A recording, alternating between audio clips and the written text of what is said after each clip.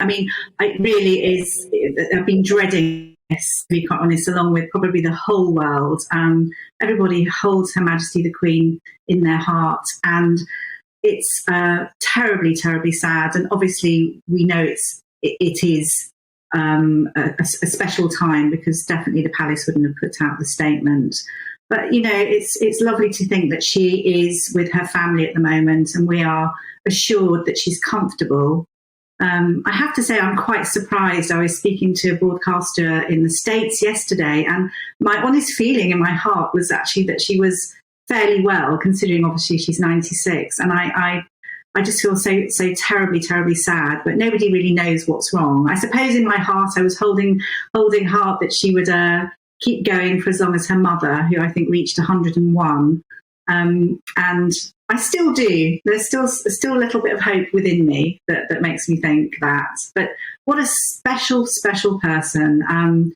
Absolutely wonderful, fabulous woman. And to think that she pledged, basically giving her life really to all of us here and in the Commonwealth. And I think she is a woman to be greatly, greatly admired.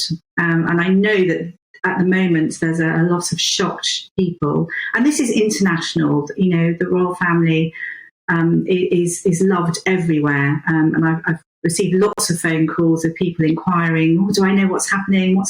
And everyone's in a sense of shock at the moment.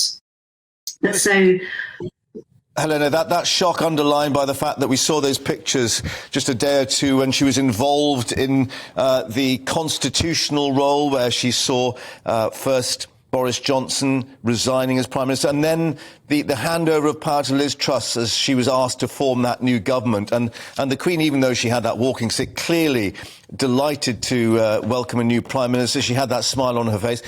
People thinking, well, you know, she's still very active. She's still there taking on this essential constitutional role. Things have changed in this last 24 hours, it seems.